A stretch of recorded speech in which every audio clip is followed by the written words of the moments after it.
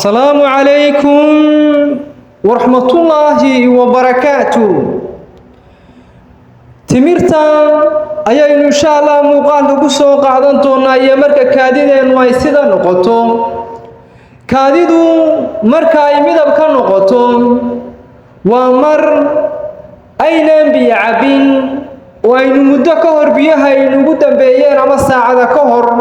هدي كاديدا إنه ميدا بكا نوعنا أي نقطو وحدي بعتاد خاطيرتو ما أركان وحمركا دي الله هنا كما سوير إسايا قيلدان فالعرب بحين أيامها أما فرهين إن فريسينا يسفارنو أما عافمات كينا نكور ورنا معها لكن حلقا إنو قطو فرهين دي الله oo baahan inaynu markaa caafimaadkeena baadhno waa markaa inagoo biyo cabnay jirkeena biyo ka dharginay kaadida ugu horeysa inaga soo baxaya suuliga aynu ku galayno ama kaadida labaad kaadida hore waa suuragal wali in midabkan kaadideenu ay yeelato laakiin kaadida labaad waxa la doonayaa midabka kaadidu inuu aad iyo aad u cadaado haddaba hadday cadaan weyda kaadidu oo inagoo biyo ka dharagnay oo biyaheena aynu biyo badan jirkeena ay galeen haddana kaadideenu sida ay noqoto kaadida koobaad iyo kaadida labaad ee ka imanaysa marka biyo badan ay cabto ay isku midab noqoto oo midabka ay bixiso dhakhaatiirtu waxay tilmaamaan inaynu markaas aynu u baahanahay xaalado caafimaad oo degdeg ah midabkaasi waxa uu muujiyaa marka biyuhu ay baabiin waayaan midabkan waxa ay muujisaa arintani in burbur suneed jirkeena ku dhacay unugyo badan jirkeena inay ku burbureen ayay muujisaa bilirubintu jirkeena inay ku badatay ayay muujisaa dawooyin fara badan inaynu qaadanay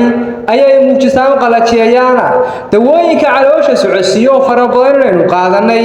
ayay muujisaa beerkeena inay dhaawac soo gaadhay ayay muujisaa kaliyaheenu inaanay si fiican u shaqaynaynin ayay muujisaa haddaba waxaa jirta unugyada badan ee jirkeena ku dhintay burburka ku dhacay unugyadaas iyo nafaqooyinka aynu u baahanahay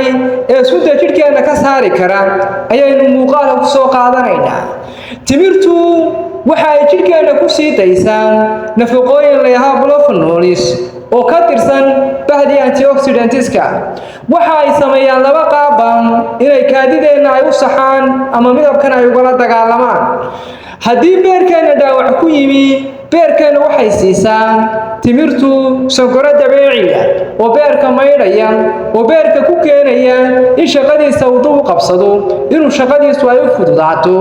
oo waxay siisaa timirtu nafaqooyinkaas polyphenolska antioxidantska la yiraahdo ee jirka ka saaraya ama ka remove gareynaya unugyada dhintay ee jirkeena ku jira sunta jirkeena ku tuurantay ee xataa kaadideena raacaysa ee midabkii kaadida bedeshay haddaba marka aynu cunno timirtan ee nafaqooyinka antioxidantsku jirkeena ay galaan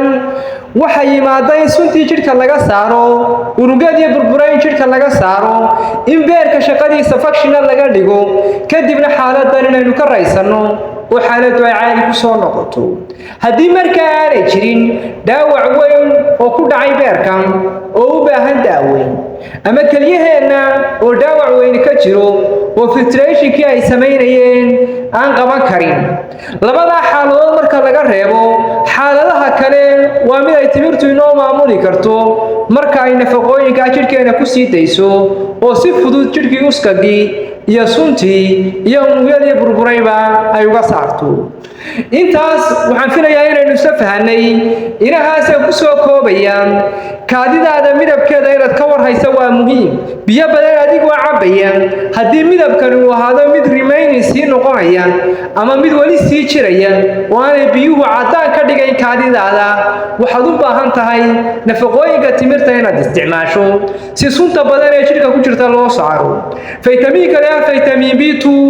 inaad iska yarayso oo isaguna midabka kaadidan buu ku sii hayaa in kaadida midabkeedu sidaa noqdo xataa adoo biyo badan cabin